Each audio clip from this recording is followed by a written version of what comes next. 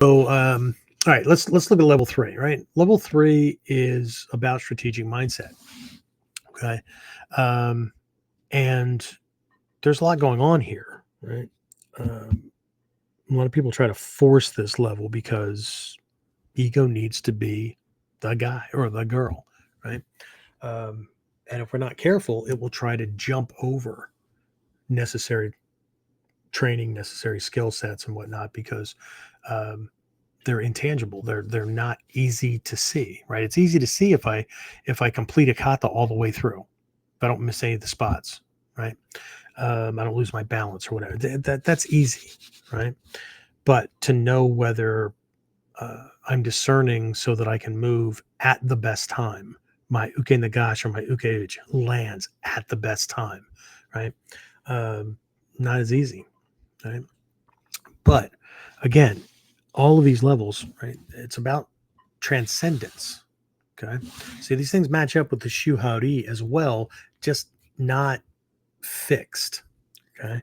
Um, they're connected, but it's not exact. Okay. So at level three, the skills that I'm looking for from my students, um, things like adaptability and self expression in real situations. What that means is, right, the adaptability, they're letting the situation dictate what tools, what skills, what kamae, whatever.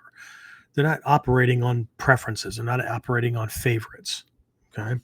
They're not having to remember things, right? They just do as you choose, whatever you want. Yeah, okay. Perfect. Yeah. I'm, yeah, good. Me too. Okay.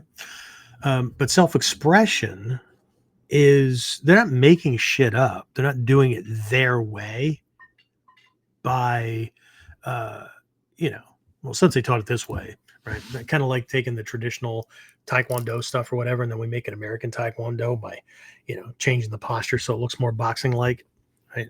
That's not what I mean. Right? What I mean is that adaptability and whatnot, they've taken upon, they've integrated it into themselves. And so it's going to come out based on their nature, based on their emotional state in the moment, based on their size and build ratio compared to the person who's coming at them or the people that are coming at them, right? Those kind of things. Um, it's going to match their life and their lifestyle. Okay, so it's not fixed. It's not ritual or stylized. Okay, this is a level uh, marked by leaving technique behind, right? So we are free from the mechanical, from the step by step, from the official, so that we can enter the realms of the intuitive, right? Just like just like living, that becomes no different than living our lives every day. Okay, so um, and if it's still up on your screen, and if again, if you're in the audio only realm, that's fine. Just find one of the links, and if you can't find anything for whatever reason, you can always reach out to us, right? Send something to either Warrior C, WARRIOR, and the letter C, or info, that's simple, at warrior-concepts-online.com, and go, hey, be nice, but I'm going through this thing and I can't find the self-defense pyramid graphic or the worksheet or whatever. We'll send you a link, right? It only costs you $5,000, no problem. No, I'm kidding, right? We'll send you the link. Okay. But as we're continuing up, right? And this actually began earlier on and it's been developing all along. But what we have here is a development of and a furthering of the development of the four uh, base mindsets. Right? You can find these in the Seishin Teki Kyoyo book as well. But we're looking at Mushin, right? Technically, it translates to no mind, but what this means is I can do all this stuff without thinking about it, without thinking step by step, without having to try to remember it, without, right? I'm not focusing on me. I'm focusing on letting him lead the dance until, well, you just proved that you're a bad leader and now I need to take you down. Okay. Zanshin, which means remaining mind, lingering mind, awareness, that kind of thing. But Zanshin is paying attention without having to fucking remind ourselves that we have to pay attention, and knowing what or where to direct that attention, right? And how to hold it. For those of you in Mikyo, part of the Noble Eightfold Path, right? We have right meditation or right awareness and right concentration. So one of these, right? And they sound like they're the same to a lot of people. I know they did to me in the beginning, but one of them is knowing what to pay attention to, and the other one is the ability to sustain that awareness, to hold it on that thing no matter what, right? You're not going to be distracted by some shiny thing or his little tricky move or whatever. Okay. And you don't have to remember. You don't have to remember as you take this guy down, but he fell away from you, so you can't lock him up or restrain him or whatever, to back away and freaking come. You don't have to remember that if you forget what to do for a microsecond in a technique, or you hit him and he doesn't move, you don't have to remember to move to Kamai or to roll to Kamai or whatever. You don't have to remember to bail, to reset the fight to zero. As you're moving around before he throws something, right? You don't have to remember to move, so you get a panoramic view of things behind you, so you know where other people are in the room or in that environment, just in case one of these jackwagons decides or is a Confederate to him, and he doesn't clock you in the back of your freaking skull before you can do your cool move, right? We don't have to remember to do the discerning stage at the end of the 5Ds. Okay, that's Zanshin. Okay. Fudoshin, immovable mind, is the thing. And again, all these things are interrelated. They're all connected, but we can pull each one and hone it. So Fudoshin, Fudo means immovable, right? Shin, mind or heart, right? I'm not stirred by or can control fear responses and things like that, right? I'm not easily distracted. He's not able to break my spirit. Or my commitment, right? Those kind of things, right? It's a steady. This will happen, right? Okay? We can practice these kind of things, all of these, every day. Okay, and then Heijoshin, right? Heijoshin, everyday mind, common mind, those kind of things. Heijoshin is a really interesting mindset. Heijoshin is the level where the extraordinary, the thing that was special, the training, the techniques, whatever, right, become no different than anything else that we do. Which is, again, this is a huge trap for a lot of people, because they confuse that with boredom, or they confuse it with I'm not really learning anything, or just kind of something. And what they'll do is they'll jump ship and go start in a brand new martial art, because like everything's cool, it's all different, it's all new. They miss the fact that this is it, right? This is somebody can come at you and you're running these skills and whatnot, not because it's something you do, because it's so much a part of you, who you are, that you can't not do it, right? Just climb out of the shower, you grab a freaking towel, you start drying off while you're thinking about what that jackwagon said to you yesterday, or what you need to do the rest of the day, or whatever, right? You just freaking dry off, right? You hop in your car and you drive to the store because you need to pick up that thing. You don't barely even think about operating the car. That's Heijoshin, right? I was taught as a white belt by Hatsumi Sensei, by Hei Sensei. This is the target, right? To where this is all being handled subconscious, unconscious, with little glimmers of insight or necessity from the left brain. But the primary goal here is to live and operate as an expert, as a master, whatever term you want to use, right? A protector whose training and mindset are inseparable from who they are. Okay?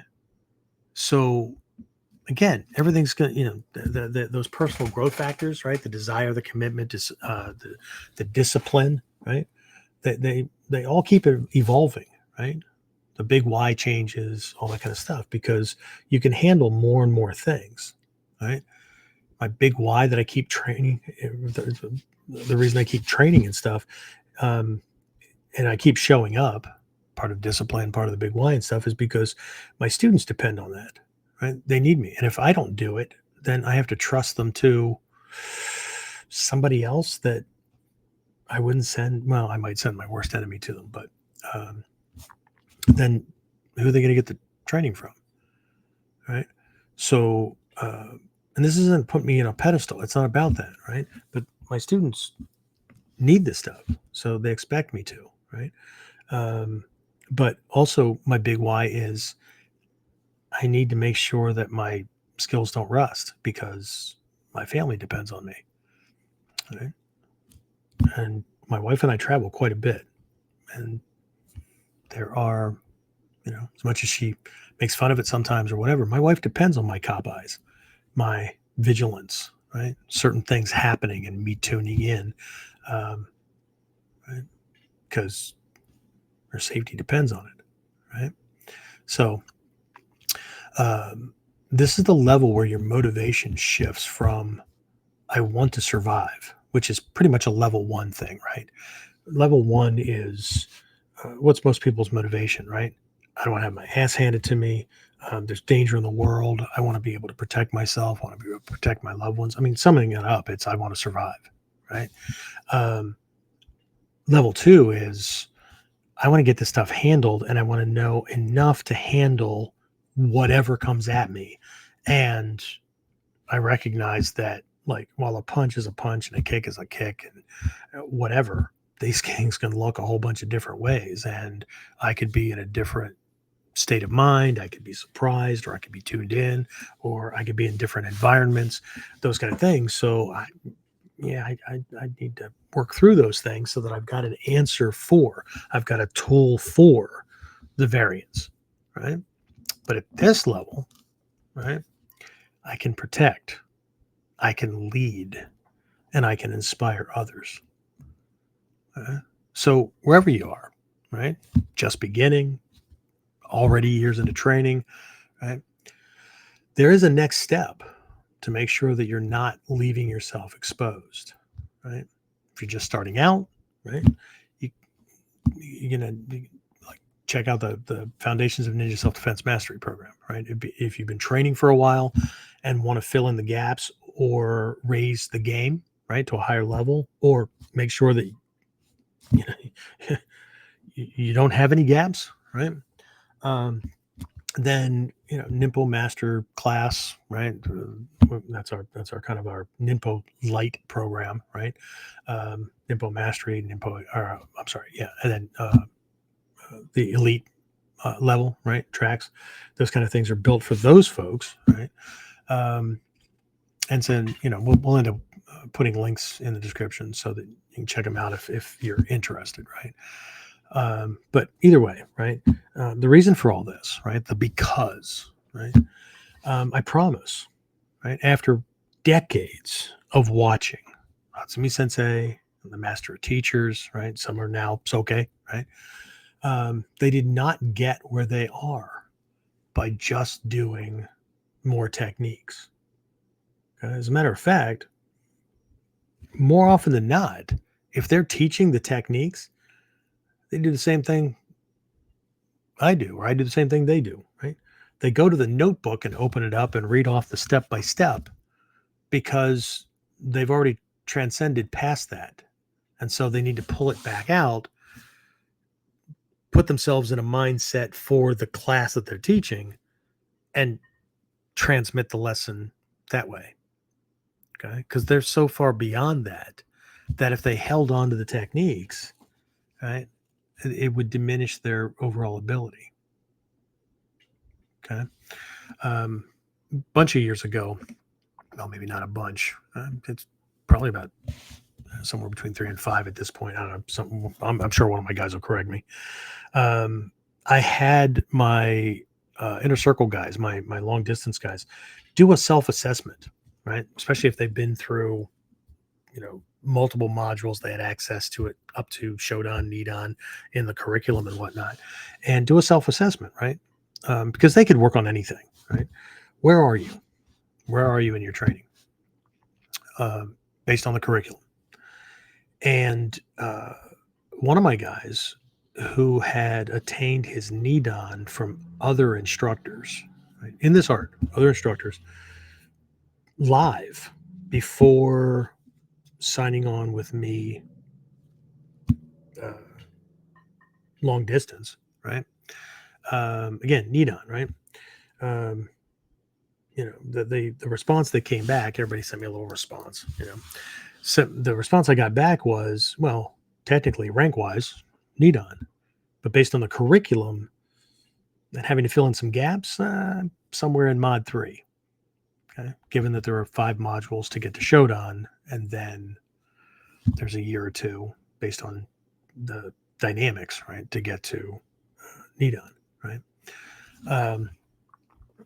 Of course, the same student that I'm thinking of right now is never tested for anything rank wise because the skill was more important than the rank.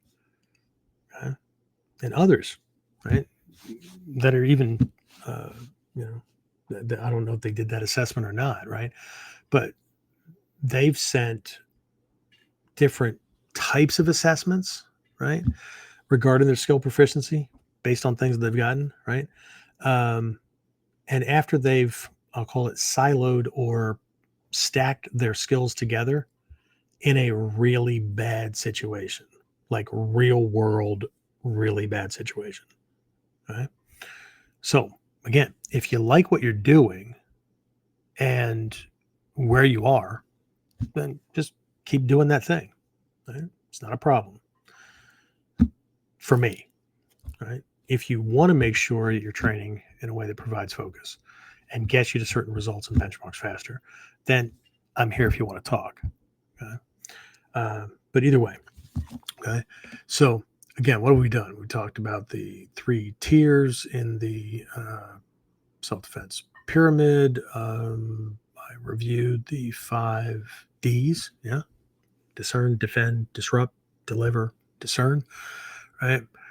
We talked about those personal keys, right, for every level: desire, commitment, discipline, and the big why, and how they will change. They change as you grow. Okay. They're not necessarily attached to any one level. They're always going to be there. Okay.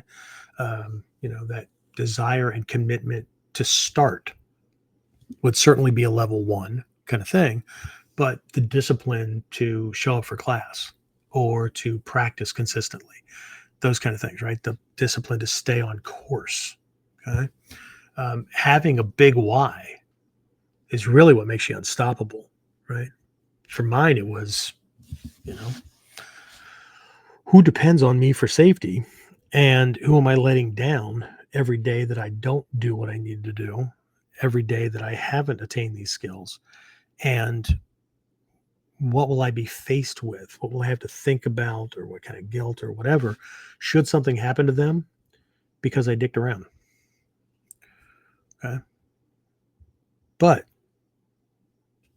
at different levels, level 2, level 3, or whatever, they're going to change because, you develop these habits through level 1, and then things shift, right? The desire, right? What am I desiring to learn? What am I desiring to get better at? Whatnot, right? Things change. Yeah. So I just heard a really weird sound. Hopefully things didn't disconnect for me. Maybe that was James. Let's see. You're good.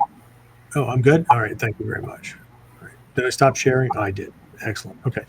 So, I guess the big question at this point is, right, if we're going to kind of wind things down, is where are you? Not where you are. Where are you in the world at the moment? That's not what I'm asking, right? Where the hell is mine? There it is. Okay. Which level? Which level with which techniques? What kind of things, what kind of drills could you be doing? You may not even know, right? One of the hardest parts of mastery is uncovering those things we don't even know, right? But the last place we want gaps to pop up is when Joe Cool Jackwagon is trying to beat, break, or kill us, or somebody we love, and then we don't have a tool. So where are you? What are you working on? What do you need to be working on? And before the answer is, well, this one technique or these techniques that I know I'm not good at yet or whatever. Okay, well, what about the techniques that you are really good at? Okay. Belief is one thing. Knowing is something else. Can you trust your life? Can people you love trust their lives to your proficiency with those techniques? Under pressure, sweaty palms, muscles quivering, breath different, right? And then, if nothing else, think about those mindsets: Mushin, Fudoshin, right? Zanshin, Heizoshin. Okay? Anyway, and before we look at the training, because training in the dojo tends to be rather controlled, right? What's our mind do when we're hit with pressure, just in everyday things in life? And what makes us think that we're going to operate any differently when the consequences of screwing this up is not being angry or having somebody not talk to you for a week, but it's, well, no worries, because other people will be making the decisions.